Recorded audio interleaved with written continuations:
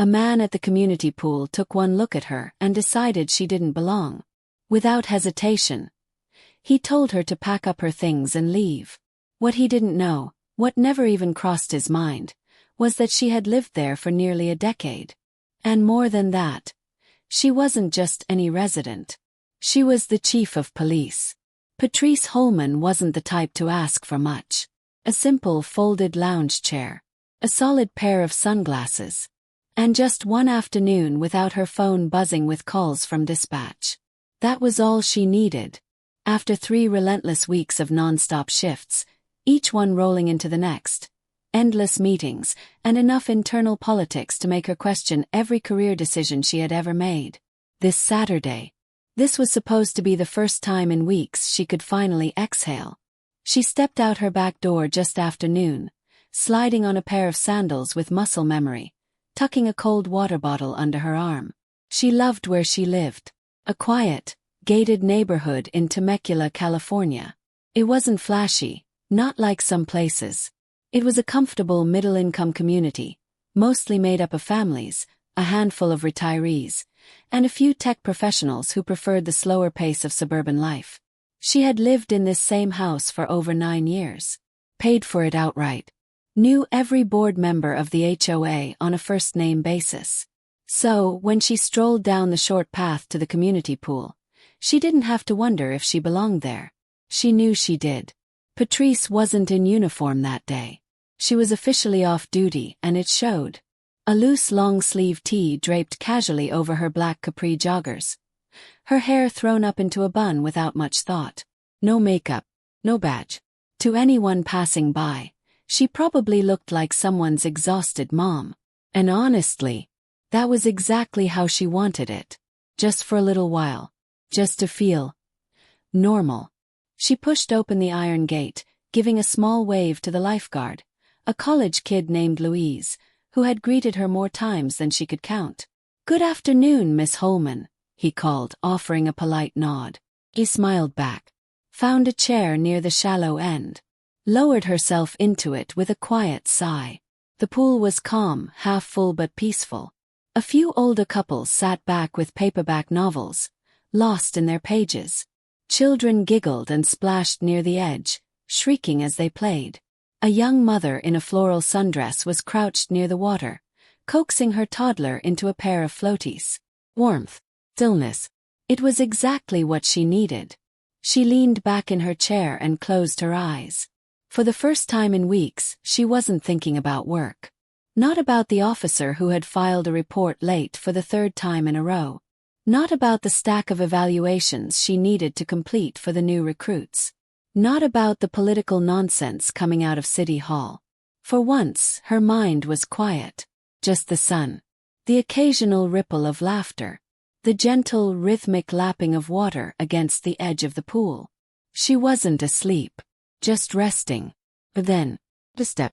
Loud ones. Confident ones. Coming closer. She opened her eyes slowly. A man stood near her chair. Khaki shorts tucked in polo, arms crossed over his chest. No towel. No sunscreen. Nothing about him said he was here to swim. His presence wasn't friendly. It was purposeful. It was looking for a problem. "Excuse me." His voice had that kind of polite sarcasm that wasn't polite at all. "Do you live here?" Patrice blinked, sat up just slightly. "Yeah, I do." The man let out a short, dry laugh. "Really?" He cocked his head. "Because I've never seen you here before." His arms tightened over his chest. "This pool is for residents only." Patrice studied him. Nobody else seemed to notice the conversation, yet. She took him in.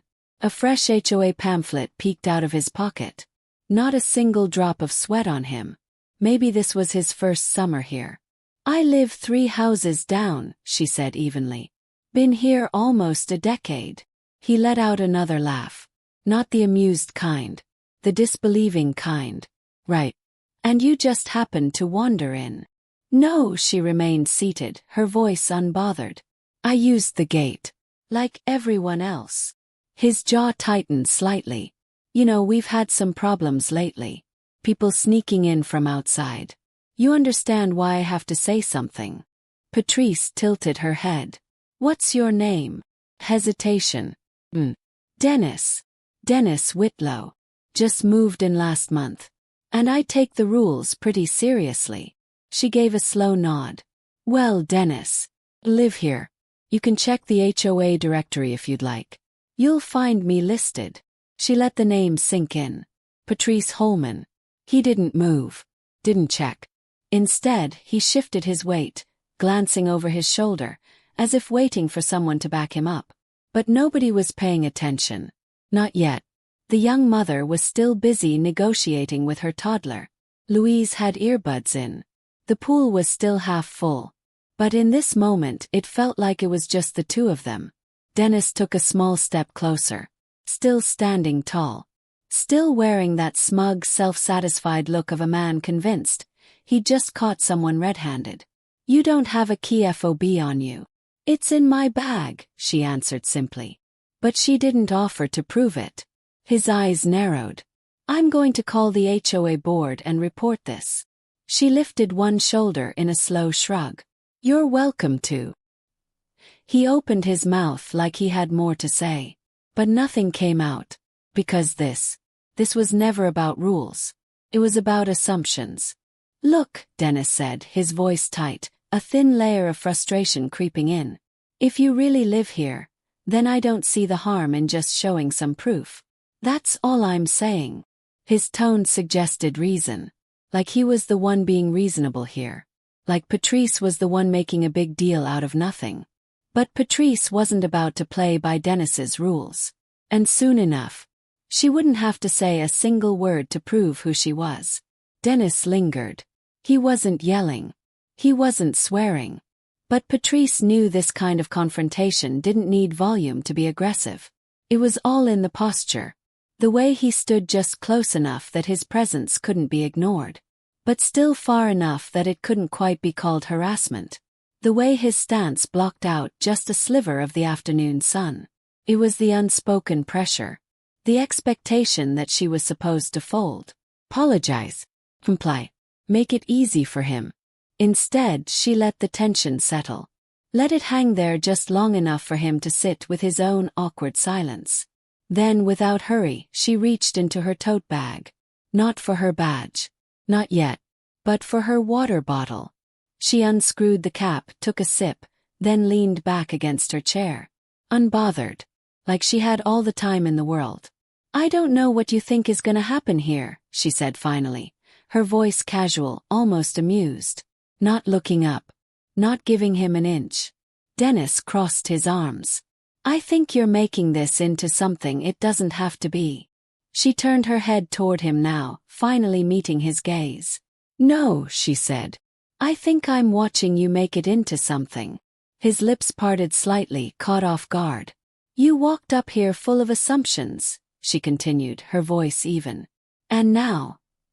You don't know how to back out without looking foolish. Across the pool, someone was watching. Teenager. Maybe 16 or 17. She sat at the water's edge, phone in hand. Not filming yet. But her focus was locked on the conversation. Patrice noticed. So did Dennis. And suddenly he was the one shifting his weight. Is this where you're gonna make a scene? He asked, his voice lowering. An attempt to flip the script. To make her the problem. But Patrice didn't blink. No, she said smoothly. But you already are. The lifeguard Louise finally sensed the shift. He pulled out one earbud. Sat up just a little straighter. He wasn't stepping in yet. But even from his spot at the lifeguard stand, he could feel the tension tipping.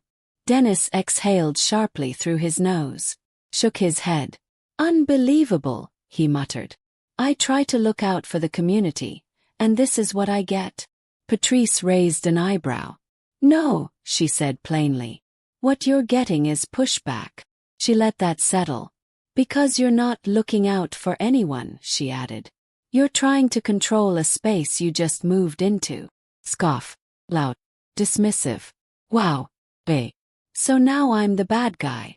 She gave him a small shrug. You're the loud guy. From the side of the pool, The teenage girl cracked a small smile. Dennis. Didn't. I'm just saying, he pushed on, voice tight. Rules matter. I've got a daughter. What if someone shady came in here pretending to live here? Patrice blinked. Ah, she said, tilting her head. And you decided I looked the part. Silence. Was. A brief, flickering hesitation. But that hesitation told her everything. You think you're subtle, she said quietly. You're not. Dennis swallowed. Shifted his weight from one foot to the other. He was unraveling slowly. Still clinging to whatever moral high ground he thought he had.